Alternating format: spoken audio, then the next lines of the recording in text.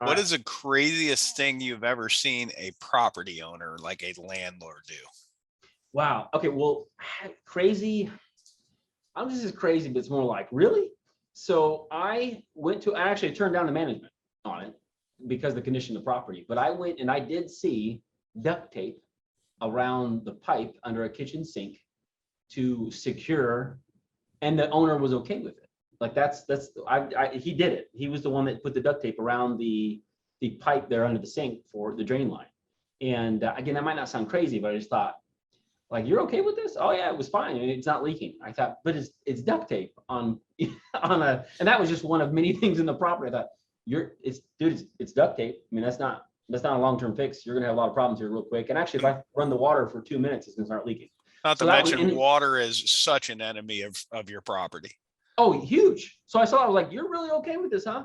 And then as we walked more through the property, um, this one was just a disaster. I mean, this owner was okay with it. He was almost proud of the property condition. And I was like, and I guess I'll say a little more about that. You get tenants per the quality of property you have. If you have a property that's in horrible shape, that needs to be cleaned, needs to be fixed, it just looks disgusting, for lack of a better term. That's the kind of tenants you're going to attract, whether they qualify or not. So in this case, I was trying to convince the guy without being a jerk, like, this property is in horrible shape. You're only going to,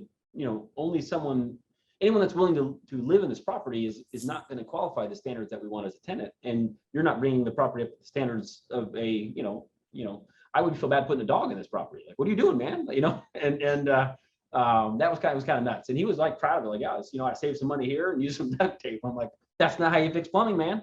So yeah, some generally speaking, I've got some great owners that do a phenomenal job of taking care of their properties, and they get the business. And they've sometimes got to be, I don't know if educated is the right word, but you have to share your experience of, hey, this is why you do this, to safeguard against issues in the future and having good tenants. But I was just shocked. This guy literally had duct tape on the drain under the sink, and I thought, that's not going to work, man. That's not. And we ended up not signing. I'm bowing out. I don't want anything to do with this. So interesting.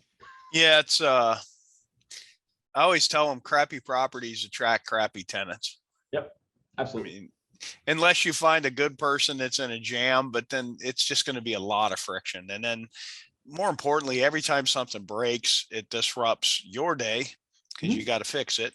It disrupts their life because they got to get somebody in to fix it. Yeah. And it's a way to just, especially if you have a lot of things that break, it's a way to just put friction into a relationship that doesn't need it. And, and then on top of that, when the house is vacant, fix everything. Preventively fix everything. 100%. I mean, for what it's worth too, my job as a property manager is to get as much money as possible for the person I represent, the owner I represent, and to have the property kept in the best condition possible. And that's basically sums up what I do for a living. But from the get-go, if you have a property that's a mess and it's chaos, you're never going to get to where you're supposed to be anyway. Anyway, I mean, for what it's worth, what some people are willing to, they call them slumlords. I don't want to represent one, I mean, you gotta be able to fix it. And if not, it's just a nightmare.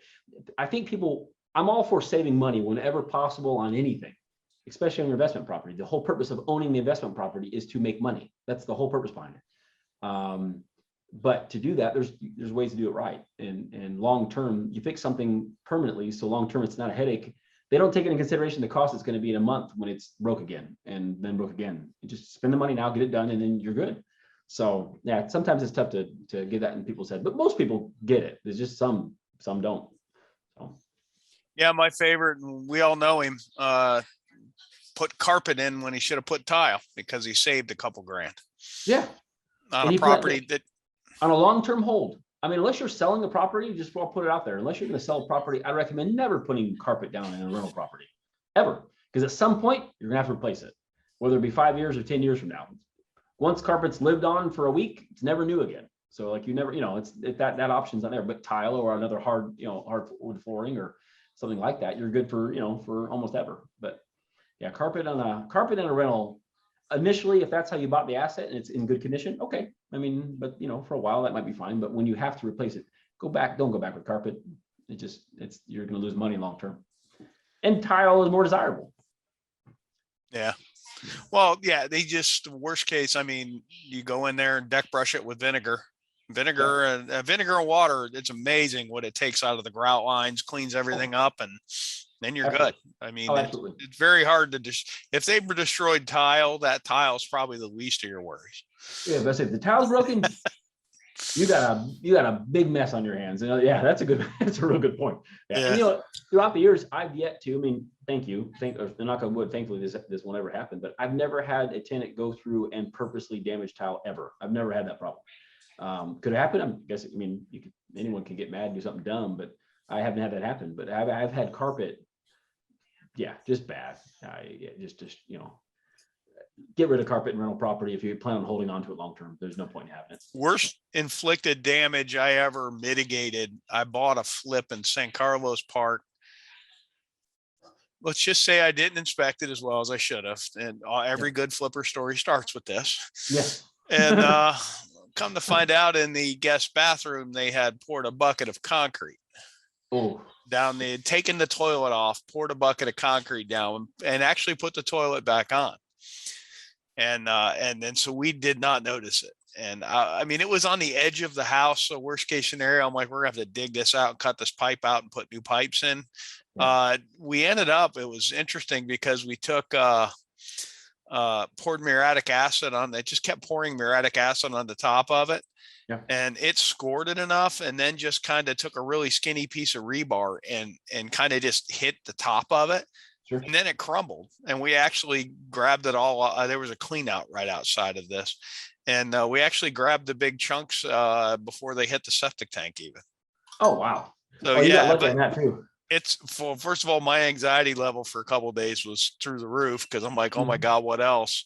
But and it probably set us back a couple, probably 3 days. But I mean, and that's a kind of a story too. It's never the end of the world if you think it through. No matter what you think you're dealing with, it's never the end of the world. Agreed. No, I agree. And I haven't seen the concrete deal yet. The only thing I've ever seen a couple of times is, again, the spray paint stuff on the wall in my honor. It's kind of cool. And I'm going to go get some spray paint and put it on my wall as soon as we're done here. I send you a picture of it. The best part, I walked in, I'm like, yeah, I've made it, man. I'm on the wall. Did you send a picture to your mom? Like, hey, mom. Yeah, I made it in my career finally, Oh, it was just great. And then, I had a couple of times where there's holes in the walls. I'm like, that wasn't here last time I was, but nothing. I mean, nothing. I've never had the real crazy busting windows out and I've never had that happen. Knock on wood, thankfully it's never happened.